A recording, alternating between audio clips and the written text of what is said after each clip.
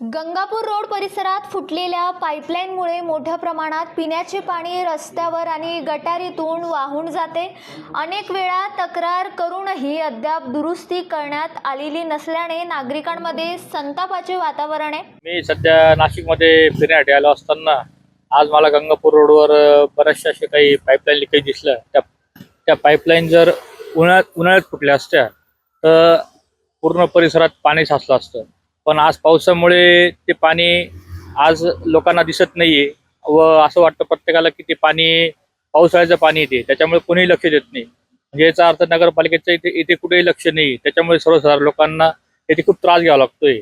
आपण बघू शकता ही सत्य परिस्थिती की किती लाखो लिटर पाणी रोजचं पिण्याचं वाया जातंय आणि असं वाटतंय, असा भास होतोय की हे पिण्याचं पाणी नसून ते पावसाळ्याचं पाणी।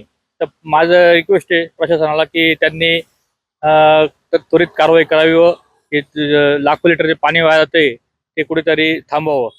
नागरिकांनी पाण्याचा होत असलेल्या नासाडीबाबत तीव्र नाराजी व्यक्त करत महानगरपालिकेने तातडीने पाईपलाईन दुरुस्त करावी अशी मागणी केली आहे। पाणी रस्त्यावर साचत असल्याने गैरसोयी वाढत असून वेळेत उपाययोजना न झाल्यास भविष्यात पाणी टंचाईचे संकट अधिक गंभीर होऊ शकते अशी भीतीही नागरिकांनी व्यक्त केली आहे। प्रतिनिधी अब्रार पीरजादे, आपलं नाशिक।